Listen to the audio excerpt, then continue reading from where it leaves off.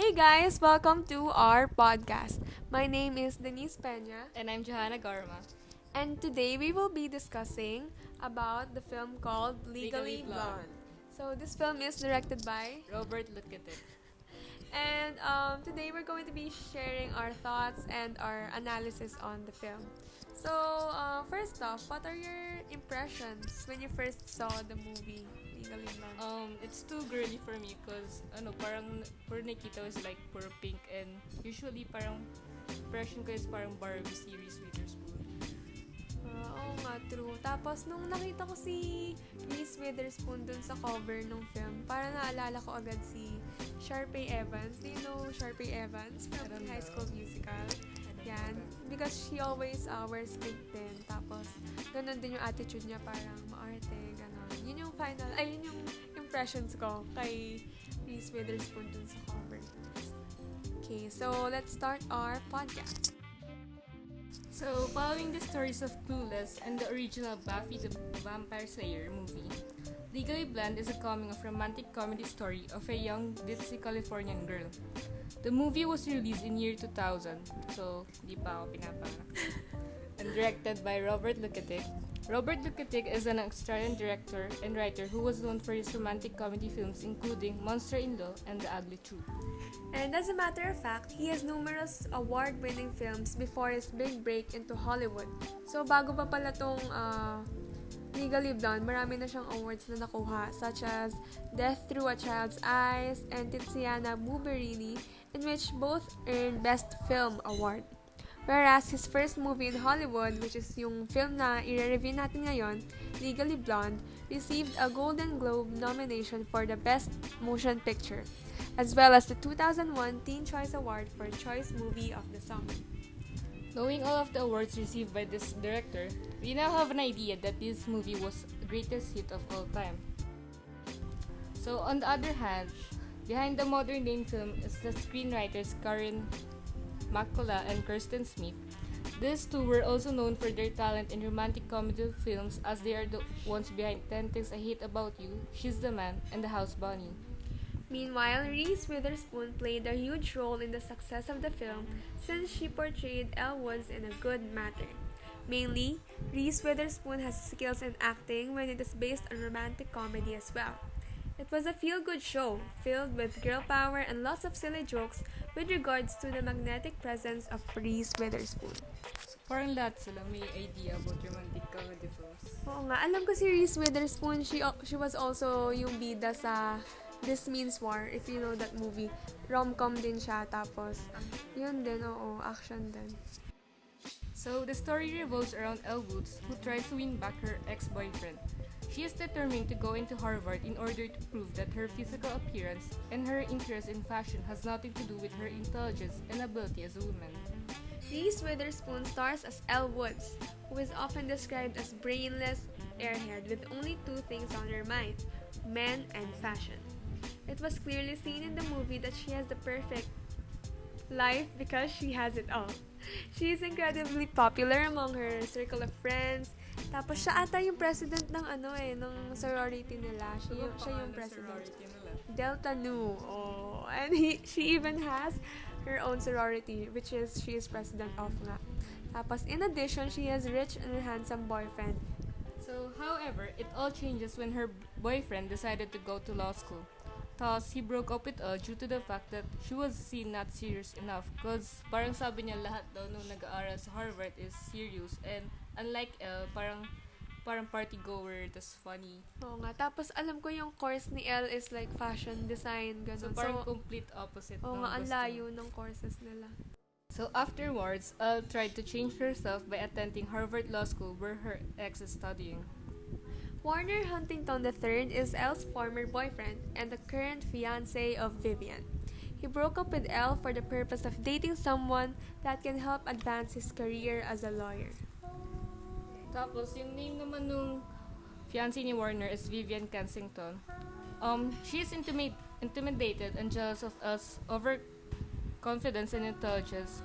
Kasi parang like sa una, parang nakita niya kahit iba si Elle, parang like confident pa rin siya sa kung anong meron siya. Oo nga. Tapos, parang naging love triangle sila dito. May mga war Aside from the main characters, there are supporting characters that give a life to the film. First, yung professor, which is Professor Callahan, one of the professors ni sa Harvard School, and the defense attorney hired by Brooke Windham in her case. Second, Emmett Richmond, who is a top player despite his young age. He befriended Elle and eventually became a love interest for Elle in the story. Lastly, Brooke Windham, who is a businesswoman who is charged with the murder of her husband. It was revealed in the movie that she was known by Elle because of her exercise classes and her previous sorority. Therefore, Elle wanted to prove that Brooke is innocent. Beside the comedic genre of the film, Legally Blonde fits into a sociological culture because of the norms at college. So parang may mga evidence na yung sinisymbolize is about culture, about feminism and something. Women empowerment. Differences. Parang pinuprove lang nila na kaya pa rin naman ng women matapatan yung mga men. True. It is evident that the people in Harvard do not accept as she is blonde, and according to them, blonde people do not fit in Harvard. She will be often looked down by her colleagues because of her different clothing and vocabulary. Yes, in the film, you will also see how Elle Woods was kind of bullied because she was different from the other students. And now that we've analyzed the thematic content of the movie, now we will get to analyzing the technical aspects of the film. So, ilan sa mga i-analyze natin is yung cinematography, yung editing, yung music, yung soundtrack, and the other technical stuff. Okay, so the film starts out in a handheld camera technique. So, yung sa pagka-start ng movie kasi, parang may sinusundan yung camera na sorority member. The opening scene showcased the members of Delta Nu doing their usual activities. So, syempre yung mga sorority girls, mga ginagawa nila yung workout, sumasayaw, doing their skincare routines, nagme-makeup. And during this time, it feels as if we were being toured around their sorority house. This handheld camera technique is used as a couple times in the film. This camera shot was used to give us a glimpse of how else world looks like. Then the handheld camera technique is also used every time Elle Woods is in a new environment. So parang brief, lang ng mga environment na ni Elle, like yung sa first sa sorority, then yung ginawa niya sa Harvard, parang like yung mga pinuntahan niya lang places and how is it different from each other. Yeah, true. And because we all know, syempre si Elle Woods hindi siya magpapakabog sa fashion niya and sa style niya, we all know that she never fails to dress the part. So syempre, tilt camera shots were also utilized in the film. Tilt camera shots, yung mga shots na nagsa-start from her feet and then slowly nagtitilt upwards to emphasize her extraordinary outfits. Just like nung scene niya sa courthouse wherein she was wearing this all-pink outfit. Parang in-emphasize yung outfit niya through the tilt camera shot. And aside from those previously mentioned, yung mga common camera shots like over the shoulder, close up, and medium shots were also mostly used in the film. In terms of music and sound, there were a lot of 90s and 2000s pop in the soundtrack. The musical arrangement also helped enhance the scene in the film and perfectly complement the mood of each scene, whether fascination, heartbreak, victory, and etc. Parang like, mas pinapakita ng music yung mga nafe-feel ni Elle para maramdaman din natin na parang we're like Elle in the movie. Nafe-feel din natin kung gaano sila kasaya or gaano siya ka-heartbroken, gano'n. Now, when it comes to the colors, I'm sure we can point out naman kung ano yung pinaka-distinct na color dun sa movie, which is pink. I'm not a girly girl myself, so it took a kind of a long time for me to get used to the pink atmosphere, to the girly atmosphere in the movie. May parts dun sa movie na light yung mood, parang summerish, tapos vibrant yung colors, because Elle and her friends like to live an extravagant life. Elle and her friends are rich, tapos they live in a rich part of their town. So, yun, kaya naging parang light yung mood, ganon. Tapos extravagant. Well, there were also parts in the movie where it felt serious. tapos formal. Lalo na pag sa mga courthouse sila nagfi-film. As for me, I personally think that the film had a way of maintaining its light mood, kahit na most of the scenes were held in the courthouses. Maybe it has something to do with the transitions of the scenes, because after a serious scene, automatic na may funny Elwood scene na susunod. The transitioning of the scenes were also commendable. True, kasi alam mo yung sa ibang movie, like, may mga napapanood akong movie na nafe-feel ko na, ano ba yan? Ang bagal naman ng pacing ng movie. Pero with Legally Blonde, I didn't feel that at all. So, maganda nga yung transitioning ng scenes niya. Legally Blonde was shot and edited like any other commercial film. So, pag commercial film kasi, generally, hindi siya nagfo-focus sa aesthetic quality or sa art side ng film. It's simple and it's straight to the point. Commercial films like this, oo nga, hindi sila nag-focus sa art, but rather, mas nagfo-focus sila sa entertainment value na nabibring nila sa mga viewers nila. Kasi parang like sa ating teenagers, mostly naka-focus yung movie, parang mag-give entertain to teenagers.